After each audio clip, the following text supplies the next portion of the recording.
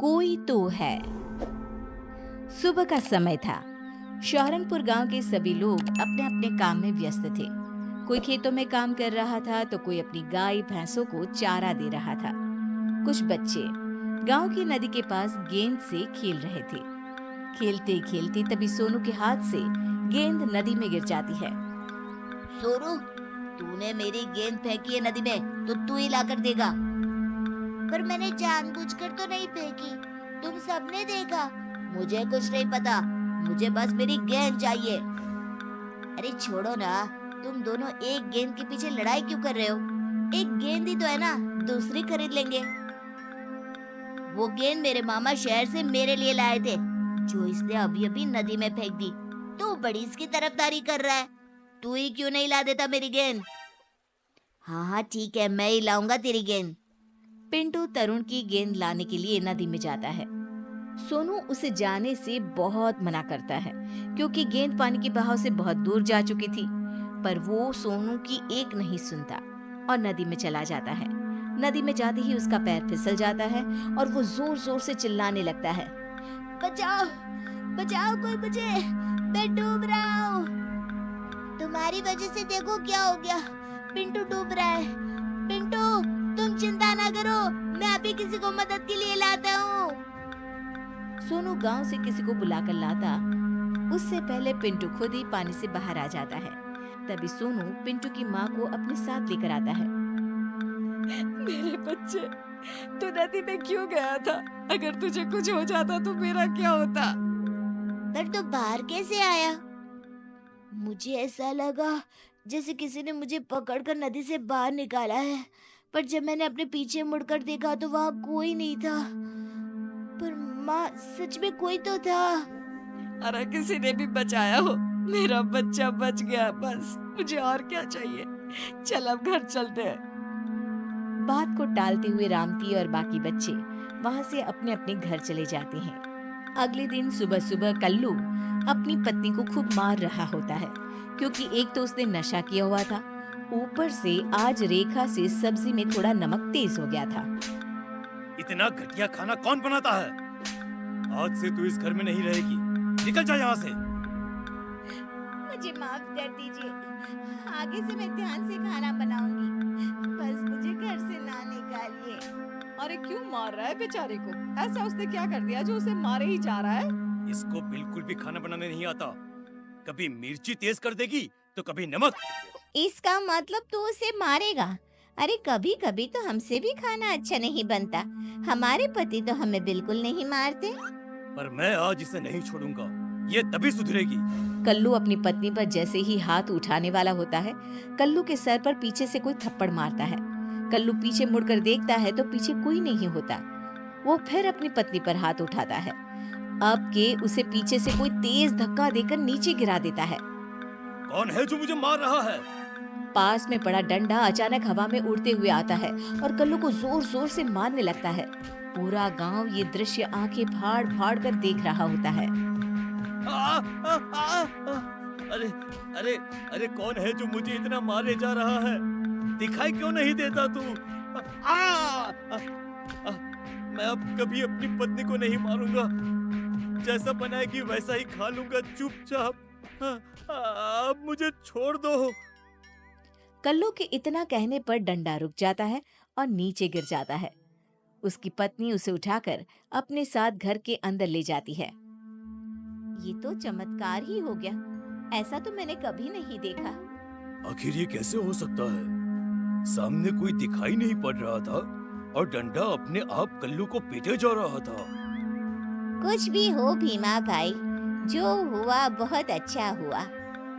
गांव के सभी लोग वहां से चले तो जाते हैं, पर रोज गांव में ऐसी ही घटना होने लगी जिसमें गांव वालों को शक होता है कि कोई तो है पर दिखाई नहीं देता वो। कुछ दिन बाद मनोरमा के झोपड़े में अचानक आग लग जाती है।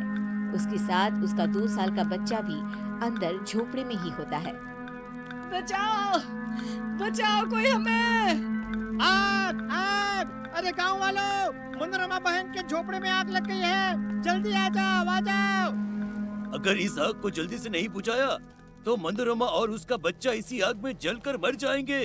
उसका पति भी घर पर नहीं है। अरे वो तो खेत पर है। बातें बनाना बंद करो और जल्दी से इस आग को बुझाओ, जल्दी करो। आग इतनी तेज थी कि काबू में नहीं आ रही थी। हे भगवान बचा ले, अब तेरा ही सहारा है, मेरे बच्चे को बचा ले। तभी एक जोर का झोंका आता है आंधी का। धूल भरी, उसमें ढेर सारी रेत और मिट्टी थी।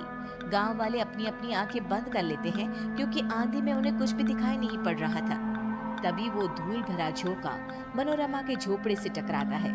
मिट्टी और रेत की वजह से आग बुझ जाती है और मनोरमा अपने बच्चे को लेकर बाहर आ जाती है।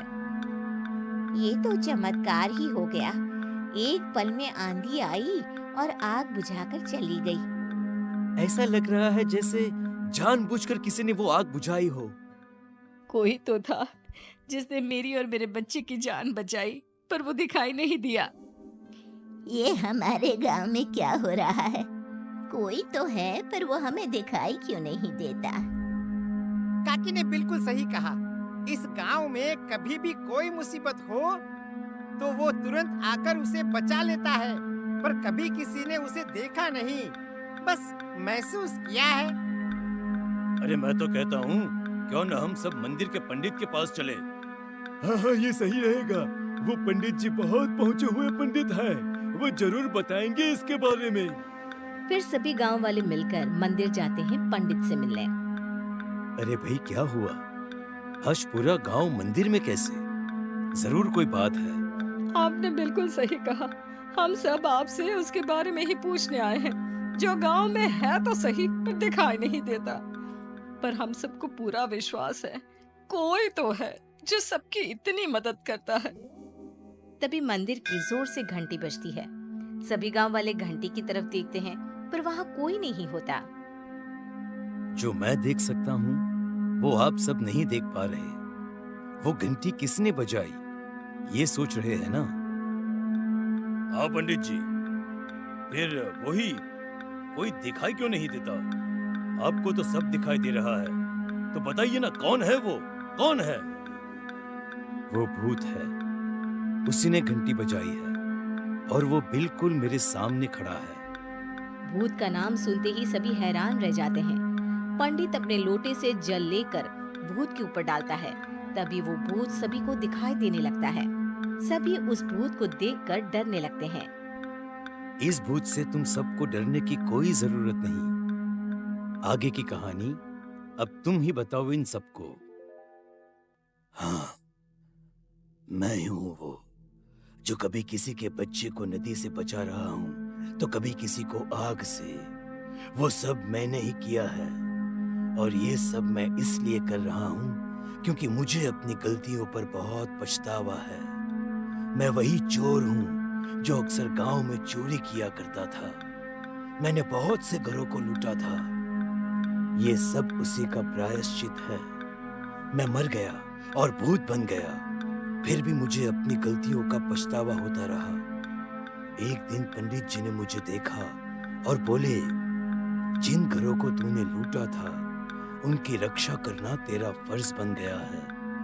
तभी मुझे अपनी गलतियों की माफी मिलेगी और मुक्ति मिलेगी। अब तुम्हारा प्रायश्चित पूरा हुआ। मैं तुम्हें मुक्ति प्रदान करता हूँ। उसके बाद भूत उस गांव से हमेशा के लिए गायब हो गया।